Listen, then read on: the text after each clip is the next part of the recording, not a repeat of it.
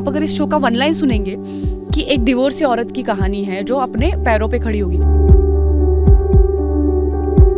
ये स्टूडियो मुझे बहुत पसंद आया, ये अलग ही लगा मुझे, ये बहुत कमाल की चीज़ है और यहाँ के वाइब्स भी बहुत अच्छे हैं। रिसोर्ट भी जो दिखाई है वो भी ऐसे ब्लैक नहीं उसको पेंट किया गया, मनीषा का जो किरदार है। साइकिल चलाना जैसे मैंने आपको पहले बोला था, मुझे थोड़ा डरावना लगा। यहाँ पे तो आपने ऐसा माहौल बना दिया, मुझे लगा मैं वहाँ जाके अचार लेंगे भैया हैं, ऐसे पूछ दूँ आपको, ऐसे वाला माहौल लगा। अनुराग के साथ तो मैंने डायरेक्टर के तौर पे काम किया। नसीर सर मेरे गुरु हैं। ज़रावर के लिए ये दुख ये वीरानी मुझे दे दो। नमस्कार दोस्तों, मैं हूं सौरभ शर्मा, आप देख रहे हैं न्यूज़ नेशन। दोस्तों, आज जो मेरे साथ मेहमान मौजूद है, she is straight away from Mumbai. आज हमारे स्टूडियो में मौजूद है। उनका पहले भी इंटरव्यू किया सास बहू अचार के लिए, और आज मेरे साथ स्टूडियो में मौजूद है। आपका बहुत बहुत स्वागत है Amrita. Thank you so much Saurabh. हमने सास बहू अचार प्राइवेट लिमिटेड के लिए ऑनलाइन पहले इंटरव्यू किया था, जिसमें जो मेरी सास बनी है यामिनी दास, वो भी हमारे साथ थी। लेकिन आपसे अभी ऐसे इस तरह से मिलना मुझे बहुत अच्छा लग रहा है, क्योंकि ये जो आपने ये स्टूडियो मुझे बहुत पसंद आया, ये अलग ही लगा मुझे, ये बहुत कमाल की चीज़ है और यहाँ के वाइब्स भी बहुत अच्छे हैं। तो I am so happy to see you in person. Ma'am, सबसे पहला सवाल, ये जो सिंप्लिसिटी आपके किरदार में है और एक आम कहानी है, और इसके अंदर अचार का तड़का भी है। हमने जनरली देखा है कि सास बहू सीरियल्स जब हम देखते हैं तो लड़ाई झगड़े, लेकिन इसके अंदर you both are supportive to each other. तो क्या नयापन दिखेगा सास और बहू का? बिल्कुल, आपने सही बात कही कि सास और बहू का रिश्ता हमेशा बहुत ही स्ट्रेस दिखाया जाता है कि एक दूसरे को ताने मार रही है और एक दूसरे को पीछे खींच रही है। इसको बोलते हैं ना सौरभ जी, जो जनरेशनल ट्रॉमा होता है, कि जो बहू होती है वो सास से स्ट्रेस लेती है और वो फिर अपनी बहू को वही स्ट्रेस दे देती है। तो ये जनरेशन आफ्टर जनरेशन चलता रहता है। लेकिन इस सीरीज़ में वही हम दिखाते कि ये एक अलग ही है पूरा, जो ना सिर्फ सास, जो मेरी मेरी सौत भी जो दिखाई है वो भी ऐसे ब्लैक नहीं उसको पेंट किया गया। मनीषा का जो किरदार है उसको भी ह्यूमन तरीके से, जो दिलीप जी हैं, अनूप सोनी जी, मनीषा कर रही है, अंजना सुखानी जी, और यामिनी दास जो मेरी सास बनी है, सारे लोगों को ह्यूमन दिखाया गया है। और ऑफ कोर्स ये सुमन की मुझे बात सबसे अच्छी जो लगती है वो ये है कि मैंने कई बार देखा है कि जब इस डिवोर्स जैसी बात हो जाती है आपकी ज़िंदगी में, आपके 2 बच्चे हैं, कई औरतें एम्बिशियस नहीं होती सौरभ जी, तो उनको नहीं पता चलता मेरी ज़िंदगी ख़त्म हो गई, ऐसे लगता है। लेकिन सुमन उससे परे खुद को ले जा सकती है उसकी सास के सपोर्ट की वजह से। तो मतलब उसकी सास उसकी प्रोफेशनल क्या कहते हैं पार्टनर भी बनती है अचार के बिजनेस में। तो इसलिए अनोखी लगती है मुझे कहानी बहुत, और ये किरदार भी। अच्छा अमृता जी, एक महाराष्ट्र की लड़की को कैसा लगा चांदनी चौक की गलियों में साइकिल चलाना? ये बहुत कमाल का सवाल। मतलब आपकी मुझे, हालांकि मुझे आपसे ये बात कहनी है, आपके सवाल मुझे बहुत पसंद है, क्योंकि मुझे वही, अब जब ऑनलाइन भी किया था, आप बहुत यूनिक से सवाल पूछते हैं, इसलिए बहुत मज़ा आता है आपके साथ इंटरव्यू करने के लिए। तो जी, ना सिर्फ चांदनी चौक की गलियों में साइकिल चलानी थी, उनका डायलेक्ट भी लेना था, जैसे आपने कहा। तो यहाँ पे मैं ख़ास तौर पे जिक्र करना चाहूँगी प्रतीक श्रीवास्तव, जो मेरे NSD के जूनियर हैं। मैं राष्ट्रीय नाट्य विद्यालय से हूँ, तो मेरे जूनियर रहे हैं प्रतीक जी। तो वो खुद दिल्ली 6 से हैं, तो उन गलियों से हैं, वहाँ पे पले बड़े हैं। तो उन्होंने मुझे डायलेक्ट सिखाया है ना, ये वाली जो बात है ना। तो मुझे पता है कई ऑडियंस मुझे भेज रहा है, आप है ना कितना अच्छा बोल रही है। तो वहाँ की एक चीज़ होती है ना उस एरिया की। और मुझे एक और बड़ी अच्छी बात लगी कि उनके बुआ जी ने मुझे वहाँ का अचार बनाना सिखा दिया। प्रतीक की बुआ जी ने, जो दिल्ली 6 में रहती है, तो बुआ जी का भी मैं शुक्रगुजार हूँ उनकी भी। तो हाँ, पर साइकिल चलाना जैसे मैंने आपको पहले बोला था, मुझे थोड़ा डरावना लगा, क्योंकि वहाँ की जो साइकिल रिक्शा चलती है, आपको तो मुझसे ज़्यादा उसका अनुभव होगा, कभी भी एक्सीडेंट नहीं होता। लेकिन ऐसे फास्ट आके एकदम नज़दीक रुकेंगे तो हमें लगेगा भाई ये अब ये टकराएगा क्या मुझसे, तो ये वाली बात थी। लेकिन कभी भी एक्सीडेंट नहीं होता है। तो उनका जो ये है ना कॉन्फिडेंस, वो उनको देख के मैंने सोचा कि यार यहाँ पे एक्सीडेंट नहीं होने वाला, आराम से चलाना है। तो बहुत मज़ा आया मुझे। और वहाँ की ना, मतलब हम ठंड में शूट कर रहे थे, दिल्ली की ठंड, सुबह सुबह इतनी सुंदर सुनहरी लाइट आती थी, और वहाँ पे इतना बहुत सुनहरा था वो सब दौर। अच्छा, ये थी, अगर मैं पूछूं कि 5 ऐसी कौन सी डिशेज हैं चांदनी चौक की, क्योंकि मुझे पता है कि गिनती ख़त्म नहीं होगी अगर स्टार्ट होगी तो, लेकिन 5 ऐसी कौन सी डिश है जो आपने टेस्ट की और आपको लगा चांदनी चौक तो दोबारा आना है? अरे यार सचमुच आपने सही कहा। एक तो मुझे दाल मखनी बहुत पसंद आई और छोले कुलचे बहुत पसंद आए, चाट बहुत पसंद आई। देखो मैं तो एक के बाद एक बोल ही रही हूँ। फिर एक बार रबड़ी मंगाई थी यार, वो भी कमाल की थी।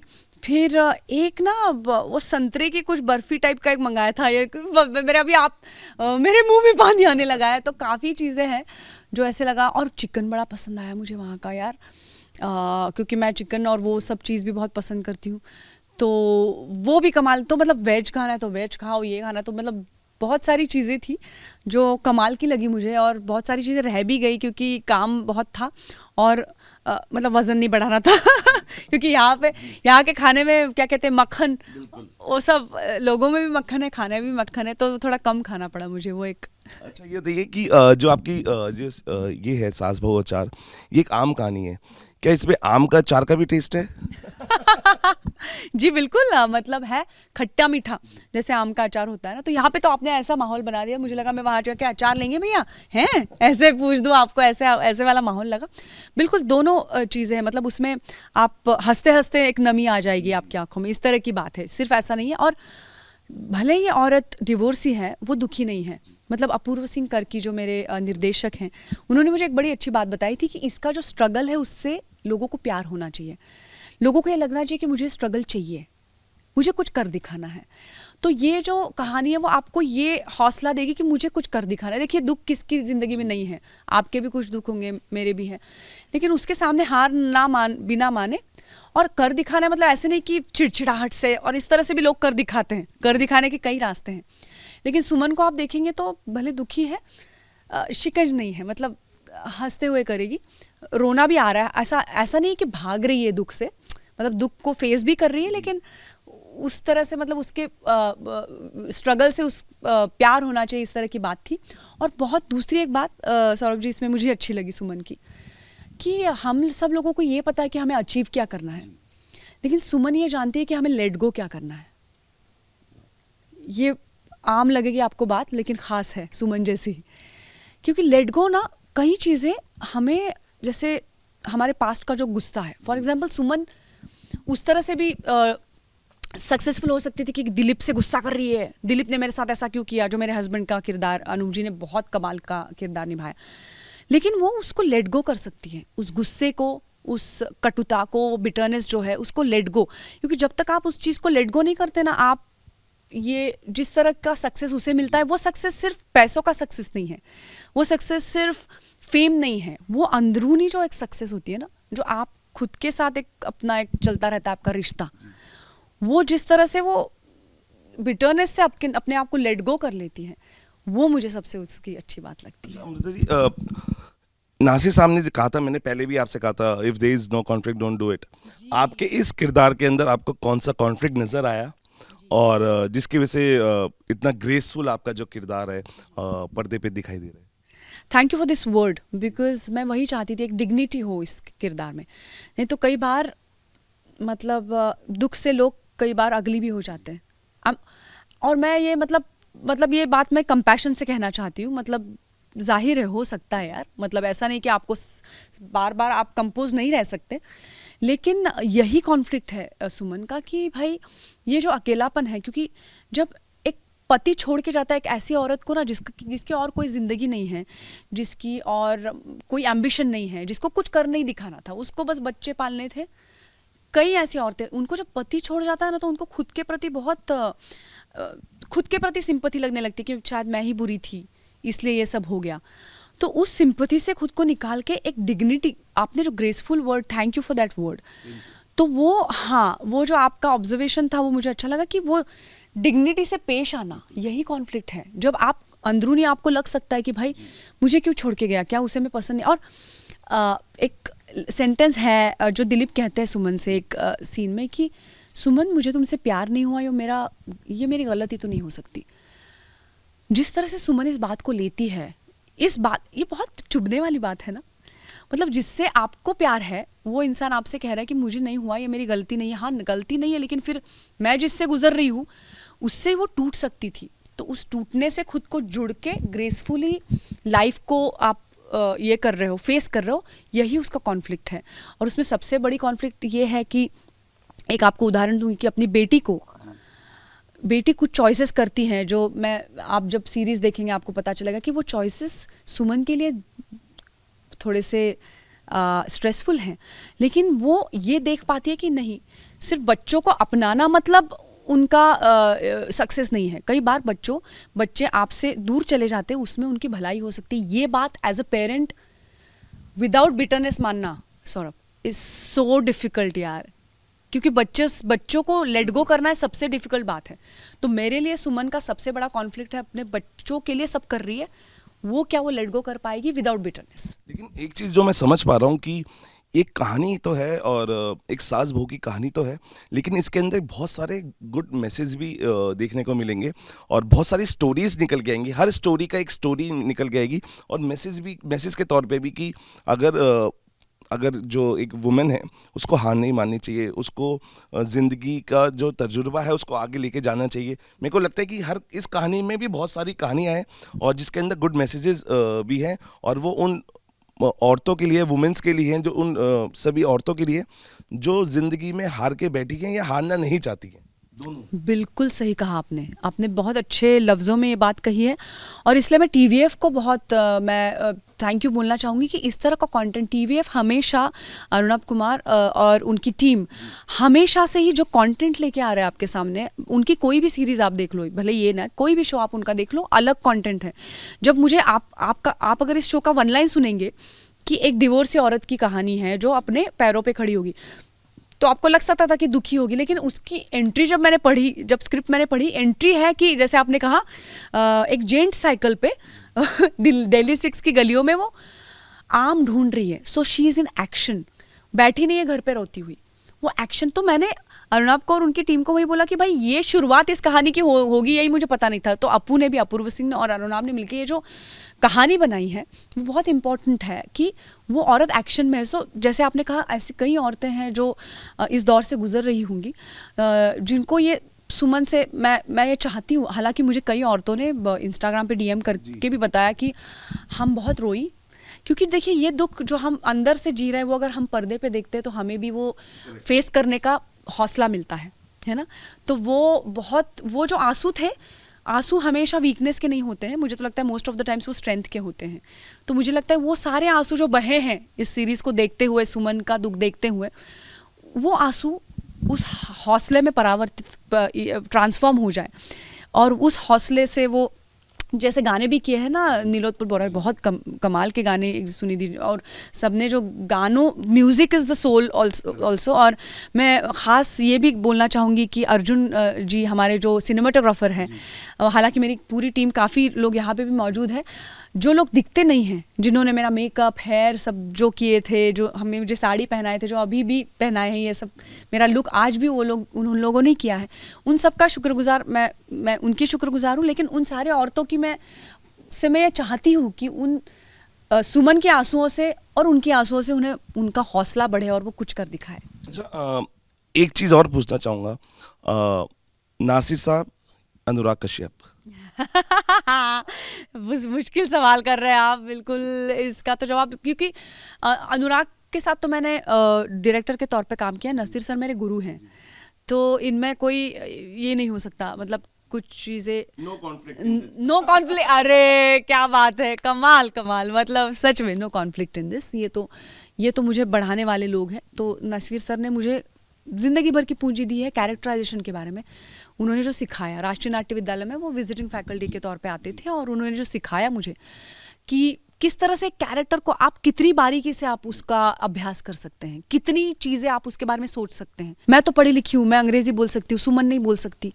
तो उसकी आंखों में वो जो एक इलिटरेसी, वो कई लोगों ने मुझे कहा आपकी आंखों में हमें वो दिखा कि जिस औरत ने दुनिया नहीं देखी है ना, जो औरत एकदम ऐसी उस तरह से वो प्रोटेक्टेड एनवायरनमेंट से है, तो वो कैसी होगी।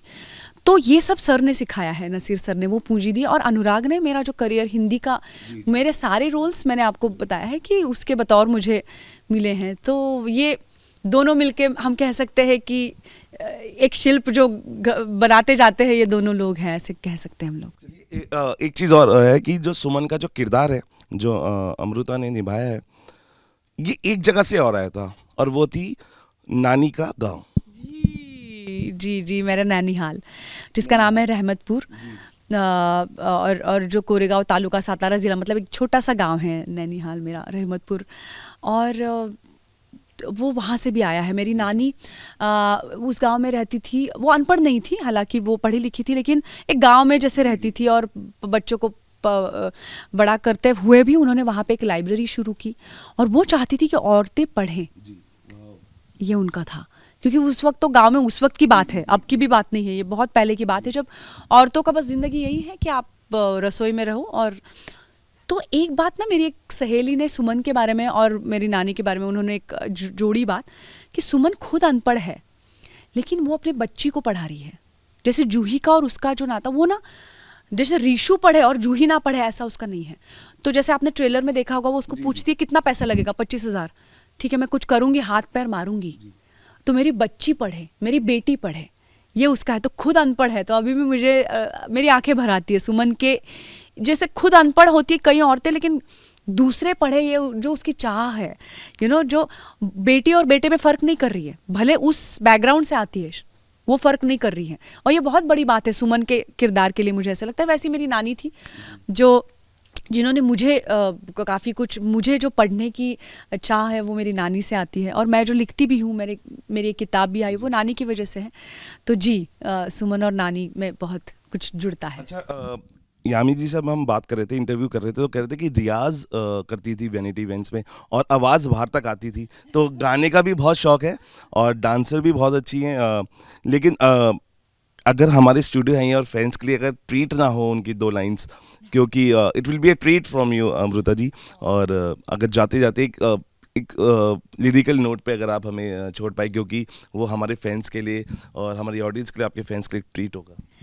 जी ज़रूर, आपने इतना अच्छा इंटरव्यू किया कि मैं आपकी बात को टाल नहीं सकती। मुझे लगता है सुमन की जो ज़िंदगी है, शायद इस गाने में समेटी होगी शायद, कि वो तुम अपने रंजोगम, अपनी परेशानी मुझे दे दो, मतलब ये सबको ये कह रही है, तुम अपने रंजोगम, अपनी परेशानी मुझे दे दो, तुम्हें गम की कसम, इस दिल की वीरानी मुझे दे दो, मैं देखूं तो सही दुनिया तुम्हें कैसे सताती है, मैं देखूं तो सही दुनिया तुम्हें कैसे सताती है, ज़रावर के लिए ये दुख ये वीरानी मुझे दे दो, तुम अपने रंजोगम, अपनी परेशानी मुझे दे दो, अपनी परेशानी मुझे दे दो, अपनी परेशानी मुझे दे दो।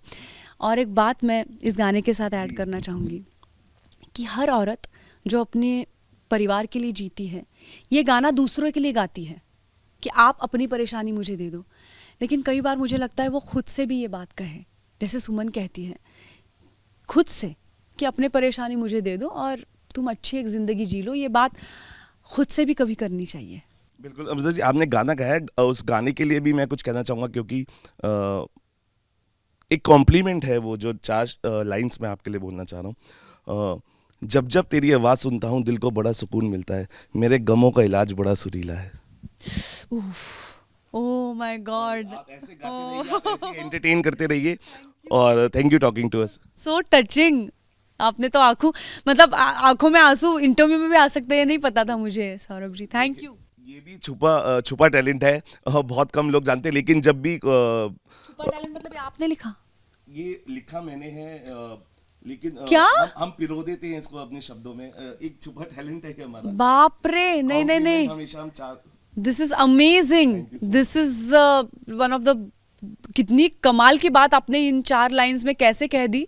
तो मैं तो ये लिख के लूंगी आपसे, ये कुछ लेके जाऊंगी आपसे जाते हुए, तो ये है वो लफ्ज, और ये तो अनमोल है मेरे लिए। Thank you talking to us. Thank you so much. देखिए, ये आम कहानी तो है, लेकिन ये कहानी सबके लिए है, सभी ऑडियंस के लिए है, सभी परिवार के लिए है, गर्लफ्रेंड बॉयफ्रेंड के लिए भी, क्योंकि उनकी भी शादी होगी तो कैसी सास होगी, सास हमेशा लड़ती नहीं है, सपोर्टिव भी हो सकती है। तो सभी जॉनर के जो लोग हैं इसको देख सकते हैं, और अमृता जी का और इतने सारे बेहतरीन कलाकार इसके अंदर हैं, एक बहुत ही अच्छी स्टोरी को पिरोया गया है। सो आप इसको देखिए, और बहुत सारे गुड मैसेजेस भी हैं।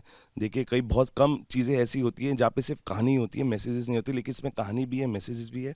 तो सास बहू और अचार को आप इंजॉय कीजिए। बिल्कुल। और एक बात बस मैं ऐड करना चाहूँगी, ये Z5 पे आप देख सकते हैं। तो Z5 का थैंक यू कि इतने अच्छे कंटेंट को वो आप तक लेके आए हैं, तो आप इसको और आगे लेके जाइए, उसको Z5 पे ज़रूर देखिए। ज़रूर देखिए। और अमृता जी का बहुत शानदार अभिनय इसके अंदर है। एक सिंप्लिसिटी विद ग्रेसफुल, जैसे हमने कहा कि सिंप्लिसिटी विद ग्रेसफुल कैरेक्टर उनका दिखाई देगा।